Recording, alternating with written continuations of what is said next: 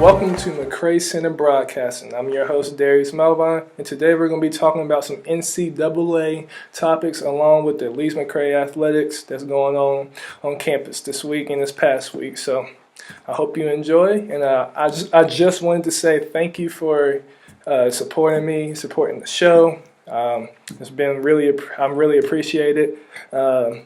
You can subscribe on our YouTube channel, and also we would love for you just to comment below and give us some topics you would love for us to talk about or me to talk about, and you can get our perspective on it. So we're going to start things off with the NCAA. And the first topic is, should college athletes be paid? Well, I am a college athlete. I play for the men's basketball team. So I'm probably going to be pro towards being paid. And it's not just because I'm an athlete, but honestly, at the end of the day, athletes really don't have much time to work. We don't have time to make money, really, because we're literally working out in the morning, working out during the day. We have games. We honestly have no free time, and it's really tough. For anybody that's been in college, it's hard to live without much money. It's hard to get some food. Knowing the calf is not always the best thing to eat all the time. It's hard just going to the movies or doing something if you don't have money. So I think a little bit extra money would not hurt. And on top of that, the NCAA makes billions of dollars. So why? That's honestly not even fair. So I'm actually going to tell you a little bit of something right here. Actually, in 2015, the NCAA, the Final Four, on average per ticket, it was $1,100. $1,100. And also, CBS Sports and Turner Broadcasting alone paid more than $10.8 billion to the NCAA back in 2010, and this is for 14 years. So, the amount of money that the NCAA is making off of athletes is kind of unfair if we're not getting anything from it. They're literally billionaires. It makes really no sense. But that's one issue. Another thing is, if this was a different, situation, nobody really would say anything. They don't want college athletes to be paid, but yet they'll pay child actors and actresses. They play in movies. They're kids. Why do they get paid, but athletes can't? It's almost like the NCAA is just using us to make money. And I know there's a lot that goes on to it, but for you to have billions of dollars and not give a dime for athletes for a personal level, it's kind of unfair. And I know we have scholarships, but at the same time, it's a little bit, like I said, it's kind of hard. You have a scholarship, but you can't really use that money to do anything else outside of, school and academics. Sometimes you need money to go eat and things like that. Nobody wants to eat ramen noodles every single day. So, and also a lot of people say paying athletes, it will ruin the game. What about the Olympics? Those are professional athletes. They don't get paid, and it does not ruin the sport. So that's no excuse. Also, they say other sports would get canceled depending on if athletes get paid. But if it's in the best interest of the sport or the college, they're going to keep it. They've literally been saying that since who knows how long. Back in the 1900s, when they weren't even making that much money. The NCAA wasn't even making that much money. They were saying they can't pay people because of whatever reason. But now they're billionaires and still don't want to pay athletes. So, honestly, it's never enough. Also, another thing is, they talk about, trying to do something like this, paying the athletes, implementing a new system is too much. What about the playoffs? The NCAA football playoffs that they just implemented, and they've actually generated $3 billion off of it. But yet they can't do a new system to help pay for some athletes on the personal level. It's all about the money nowadays. I don't understand, but it is what it is. Also, if you let college athletes be paid, it would help actually the game, honestly. Because right now you have a small pool of top teams, kind of like basketball. You have the Kansases of the world, Carolina, Kentucky, UCLA, all just the premier programs who has all the money. They can afford all the top players. What about the smaller, D1s like the Wichita States? They can't really do that. So if the NCAA helps out and give money a little bit, maybe Wichita State can, afford Kentucky's, third best player. They can help them out instead of, the top teams always getting the best talent. I mean, look at Alabama in college football. I mean, they're always dominant. They got the biggest, fastest, and best players. It's not even fair, but it is what it is.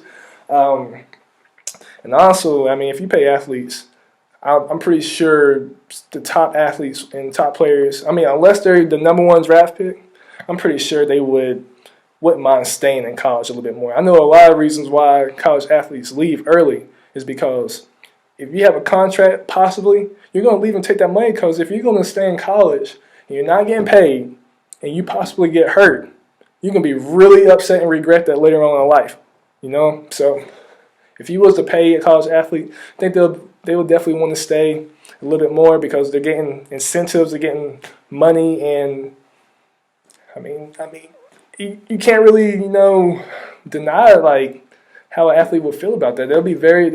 They'll like that. They need the money, so I think it really would help encourage athletes to stay, and that would cause the competition pool to continue to rise. And actually, I think it'd be better for the game, honestly.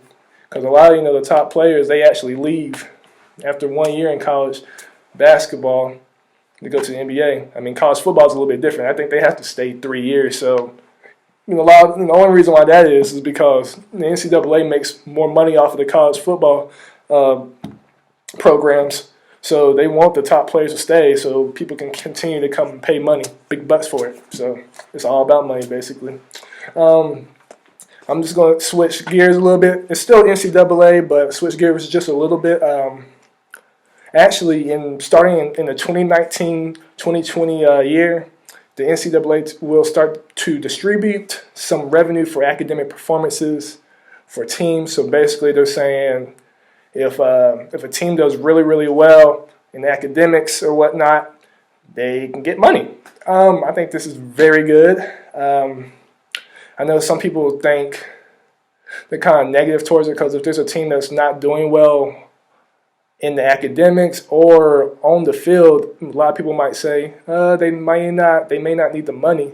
But I personally think it'll be very beneficial for the teams. I mean, especially for the teams who aren't doing well on the field. If their teams are doing really good in the classroom, that can help generate more money so they actually can recruit a little bit more better players and things like that. Or maybe the team could end up being better too because, the coach can, provide better equipment possibly or jerseys or just certain things that can help motivate the team and they do better. I think personally that would be really beneficial. I'm glad they're actually going through with it. Granted, I am an athlete, so I'm pro to a lot of this.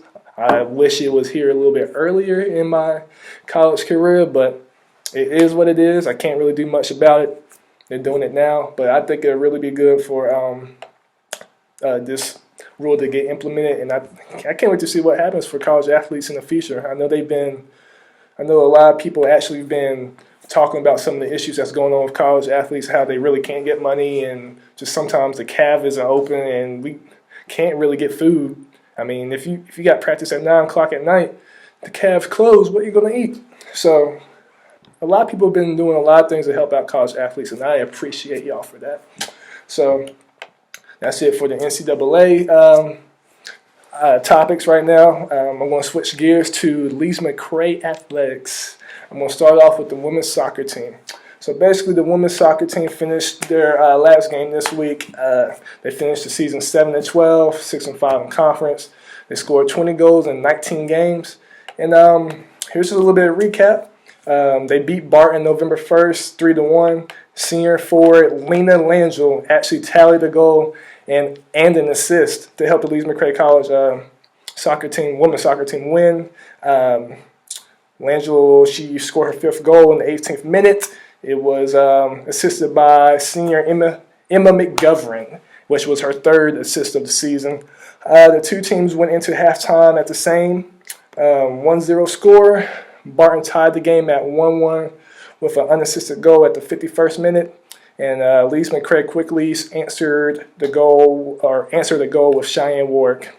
And after that, after the two teams scored 2 goals, in less than 3 minutes, the Bulldogs and Bobcats played scoreless soccer for 14 minutes until freshman Riley Nisi scored Lise McRae's 3rd goal of the game. So the Bobcats did really well that game. Yeah, I was watching it online a little bit, so I did really good. Congrats to that. Unfortunately, though, they lost November 4th to Limestone. Limestone's really good. They're one of the top teams in the Conference Carolinas, and Bobcats lost 2-0. Limestone's Alice Mathis scored in the 43rd minute, which proved to be all the offense the Saints needed to knock out Lise McRae College women's soccer team. The Bobcats finished their season 2016 7-12, like I said before, 6-5 in league play. I mean, like I said, Limestone was really good. I really don't need to go in detail any more honestly about it. They pretty much beat the Bobcats. But, I mean, I'm really proud of the Bobcats. They kept their head up. They did really what they needed to do. And that's really all you can ask for. I mean, keep that heart. I mean, that's all you need, because in life sometimes it's going to be really tough, so you got to keep pushing. The Bobcats will have quite a bit of experience returning to the pitch in the 2017 season. They're going to have expected 18 players on the roster. However, Lise McRae College will lose 6 players from graduation: Lena Langell, Cheyenne Warwick, Emma McGovern, Erin Barcel, Julie Perkins, and Allison Capps. So they're losing 6 players. And these are all phenomenal ladies. I've got a chance to meet all of them. They're really good. They're really cool people. I enjoy their company. So I wish the best of luck to them. And I'm just going to give you the goal count for the end of the season. Langell had 5 goals. Warwick had 5 goals. Barcel, Katie Jo, Massey had 2 goals each of the season. Anki, Esposito, Nisi, and Powell had 1 goal each. So the girls did really good. I'm proud of them. Like I said, they're phenomenal. If you get a chance to meet these ladies, please do. They can really help you out. They're cool. I'm going to switch gears a little bit to men's soccer. They finished the season 5-14, 4-6 in conference. They had 32 goals in 18 games. October 31st, they beat Erskine 4-3. Polly Jesperson scored in the 87th minute to lift the Lise McRae College men's soccer team to a 4-3 win. Basically, Lise McRae had a great start. They scored 2 goals in the game's opening 10 minutes. Thomas Dealey scored a penalty kick. And then after they scored, the Bobcats got a little help from Erskine as it knocked the ball into their own net. So I've never really seen that before, but apparently Erskine knocked the goal into their own net. So I can imagine the look and the disgust they had on their face. I bet they were upset. That's honestly kind of funny though. But with Lise McRae leading 3-0, Erskine had to respond to keep his season alive. So they ended up scoring 3 goals, and then basically, Jesperson scored the 4th goal at the end, so that's big props to him. That's why I say you got to keep playing hard. If you play hard, you never know what can happen. Don't ever give up. Don't limit yourself. Keep doing what you got to do. So they got that win. On November 3rd, they lost to Pfeiffer 5-0. Let me tell you, Pfeiffer is unbelievable. They actually went into the game that day, Pfeiffer being ranked 9th in the country. So that just shows you how dominant they have been the whole year. I know they had an All-American play on the team, and actually that All-American actually played for the Madrid team, professional team as well, if I'm not mistaken. So that just shows you they have a very talented team, but I'm proud of the Bobcats for battling hard. Because like I said, please don't give up. But basically, Thomas Dealey, he was named All-Conference Carolina second team. And actually during the day of this game, actually, and he played well. Nathan Watt, he registered a shot. And Justin Brown made his 2nd start of the season this game. So there's really not too much to talk about. The Pfeiffer did what they needed to do to win. And the Bobcats, they just continued to play hard, so I'm proud of them for that. And they have one more game, their last game, November 5th. They play Chowan. They lost to them 8-2. Like I said, it was very tough on them, challenging. They played really good. I think the Bobcats were a little tired and things like that, playing Pfeiffer. So that helped out a little bit to, challenge advantage. But give big props to the Bobcats.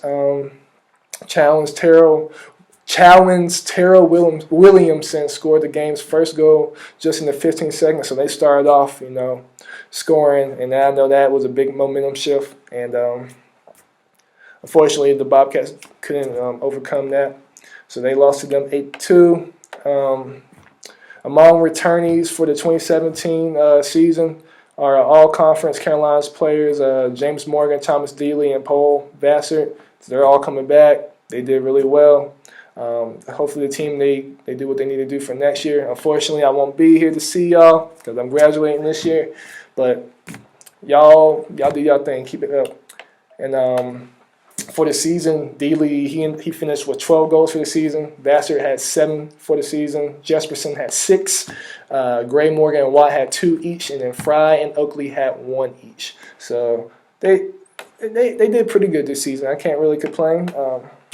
But better luck next year. Do what you need to do. Like I said, I'll be rooting for you. Even though I will not be at the school, I'll be rooting for you. And that's it for soccer. I'm going to switch up to volleyball real quick. And volleyball, they are 11-17 right now. 7-9 in the conference. They played November 4th. They lost to Erskine 3-0. The Leeds McRae College women's volleyball team fell to Erskine, and the scores were 25-20 first set, 25-16 the second set, and 25-19 the third set. And Leeds McRae had 3 players notch at least 7 kills against the Flying Fleet. Leading the way was Logan Slusher with 8, Avalon, Licio, and Alyssa Small each had 7. Defensively, Leeds McRae was led by Jonalise Cote and Madison Martin, who both had 12 digs apiece. So that just shows you how good those girls are. So, and those are phenomenal ladies as well. I had a chance to meet them. Being here 4 years, you get to meet a lot of people. You get to talk to them. They're pretty cool. So, like I said, if you get a chance to meet them, just like the women's soccer team, get a chance to meet them. Same goes for the men's soccer team as well. They're cool. That's cool. I'm sorry I haven't said that yet, but yeah, men's soccer team, y'all cool. But women's volleyball, they actually played November 5th as well. They beat Emmanuel 3-1. They won the first set 25-22. They lost 20-25 the second set, won 25-21 the third set, and then won 25-16 the fourth set, and gave them the victory. And basically, Leeds McRae had several standout performers. Madigan Gonzalez had 12 kills on 21 attempts with just 1 attack error. And senior Haley Leonard matched Gonzalez 12 kills and also contributed 5 digs. Setting up both Gonzalez and Leonard was Courtney Weathersby. Sorry about that, Courtney. Weathersby totaled 32 assists, which is the most in a match for Raleigh, North Carolina native since she posted 36 assists against Southern Wesleyan on September 29th. So good job, Courtney. Junior Madison Martin reached the 20-dig plateau for the 6th time in 2016 with 20 digs Saturday. Alyssa Small also reached double figures in digs with 11. Small also posted 10 kills to complete her first double-double of her collegiate career. The Bobcats will be the number 4th seed in the North Division in the Conference Carolinas volleyball tournament, which begins Tuesday evening. LMC will travel to the top seed from the South Division, Erskine, Tuesday evening, and the starting time has yet to be announced. So best of luck to the Lady Bobcats for volleyball. I'm pretty sure they'll do what they need to do. And that is it for this episode. Thank you for watching. Like I said, we really appreciate it. You can subscribe on our YouTube channel. Thank you for just supporting us. And you can definitely comment below, or you can, if you see us on campus, tell us what you would love for us to talk about. And with that being said, stay blessed. Have a blessed year. And I'll see you next time. Peace.